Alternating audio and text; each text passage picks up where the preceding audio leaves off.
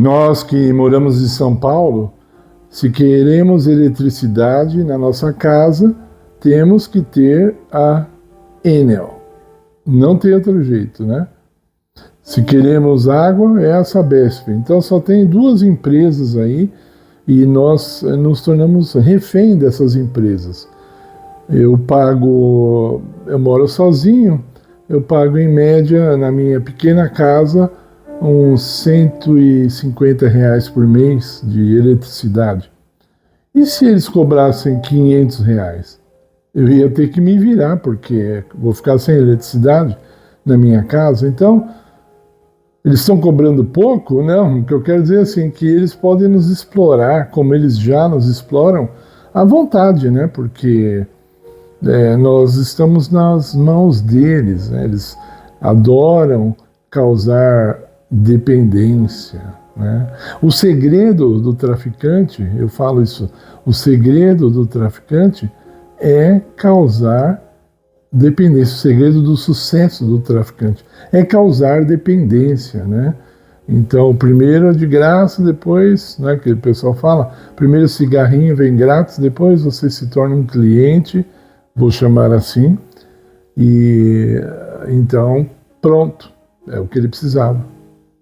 Quando você fica dependente de um trabalho, você muitas vezes se torna até semelhante a um escravo, né? Você não consegue sair daquela situação.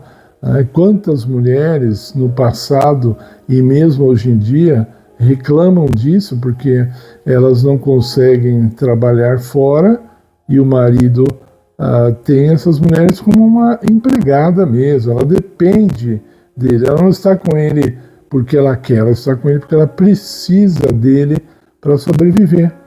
Tá? Isso que eu estou falando é num ambiente ruim, tá? Não estou falando num casamento ideal, não, estou falando num casamento que não é ideal.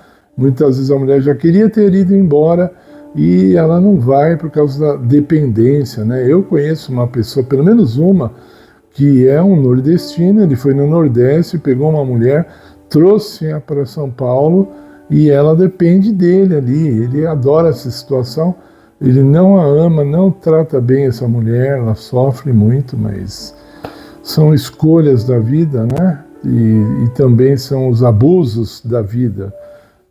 Nós somos muitas vezes escravos, né, nessas situações.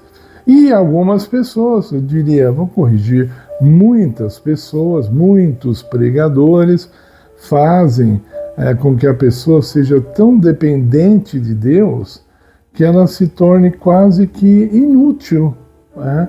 Então, quando Jesus disse assim, em João 15, e o verso 4, ele diz assim, sem mim nada podeis fazer, acho que é verso 5, sem mim nada podeis fazer. Quando Jesus fala isso, ele quer dizer o quê? Ele é igual a Enel, você depende dele, então fica quietinho, e é isso mesmo, você não consegue fazer nada, você foi criado por ele justamente para depender dele, para ser um servo dele, né? Então, é essa a relação que você quer com Deus? Veja, eu morei na Inglaterra por aproximadamente 4 anos, e lá, na época, muitos anos atrás, mais de 30 anos atrás, em média, os adolescentes moravam com os pais até os 16 anos de idade. Depois que eles já tinham assim um caminho pronto para ir trabalhar e ficar independente dos pais, eles saíam de casa. E quando chegavam no Natal, nós percebíamos, os pais passavam o Natal sozinhos. Porque o filho, para que ele ia voltar para casa se ele não depende mais dos pais dele? E isso é o relacionamento que muita gente tem com Deus. Muita gente. Então, para que eu vou orar antes de comer? Sendo que eu comprei a comida com o meu suor, com o meu trabalho, pelos meus méritos. Para que eu vou agradecer a Deus pelas roupas que eu tenho se eu comprei? Né? Então fica um relacionamento desse jeito, né?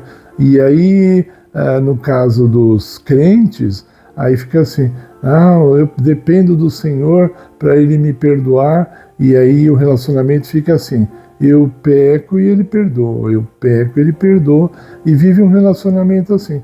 E põe na cabeça, a pessoa põe na cabeça que Deus fica até satisfeito com esse relacionamento de dependência, uma dependência assim, sofrível, né? Até então Deus dá os mandamentos e aí os pregadores falam assim, ninguém consegue cumprir os mandamentos de Deus, né? A Bíblia diz isso mesmo, sem Deus, sem Cristo, nada podeis fazer. Não foi isso que Jesus falou? Mas com Cristo, o apóstolo Paulo diz, tudo posso naquele que me fortalece, né? Então quando nós falamos que não podemos obedecer os mandamentos de Deus, mesmo com o poder do Espírito Santo em nossa vida, então nós estamos acusando Deus de injusto, né? Um patrão exigente, né? Há um homem, um patrão que nos dá uma lei que não pode ser obedecida, que estabelece maneiras para que nós vivamos sempre pecando e dependendo dele, né? Ele te dá uma lei que você não pode obedecer só para que você continue sendo pecador e dependa dele. Isso é um relacionamento horrível. Isso é uma imagem distorcida de Deus, mas completamente distorcida, né? Deus quer o nosso progresso, né? O apóstolo Pedro diz na primeira carta, primeira carta de Pedro, segunda carta, eu sempre confundo, segunda carta de Pedro, capítulo 1, verso 4, nós somos, quando nós estamos em Cristo, não é qualquer um, nós, quando estamos em Cristo, somos participantes da natureza divina. Sabe o que é isso? Não está falando que nós somos divinos, ele está falando assim, que nós somos como um aparelho elétrico que, colocado na tomada, fica participante da eletricidade. Ele não tem, o aparelho não tem eletricidade, mas ele participa dela, quando nós colocamos ele na tomada. Então, quando nós estamos ligados a Cristo, a divindade dele, os atributos do caráter divino de Deus, tá ok? Estou falando aqui do caráter, vem para nós. Eu não estou falando aqui que nós vamos ser adorados ou onipresentes, oniscientes. Não deturpem, não é nada disso que eu estou falando. Só pense, por favor, naquilo que eu estou falando. Não fique pensando naquilo que eu não estou falando. O que eu estou falando é que as características do caráter, do lindo caráter de Cristo, de amor, de misericórdia, elas não são naturalmente nossas, mas quando nós nos conectamos com Ele, nós participamos de todas essas coisas e essas coisas passam a fazer parte de nós. Tá? Nós não somos também um conduíte, né, que passa o amor de Deus por dentro de nós e volta para Ele, então nós nunca teremos amor. Não, não. Deus, dessa forma, permite que nós, participando de sua natureza, nos tornemos também seres de amor, de misericórdia, de consolação, etc. Ao mesmo tempo que Jesus diz que Ele é a luz do mundo, Ele diz, vós sois a luz do mundo, né? Então, Deus quer essa transformação nossa do humano em divino. Repito, não no poder de Deus, né? Nos atributos de Deus, no caráter de Deus. É isso. Ele quer nos transformar a sua imagem e semelhança como foi no princípio. Foi plano dele, foi ideia dele.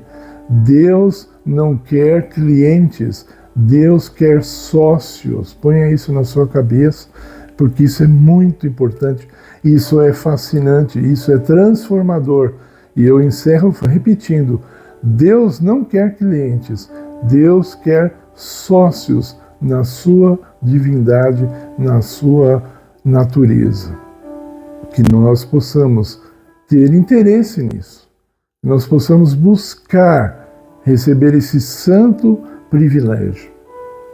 Agora eu peço que você deixe seu like em nosso vídeo, ore pelo nosso ministério, se inscreva no canal se você ainda não é inscrito e nós agradecemos pela sua atenção em nome de Jesus. Amém.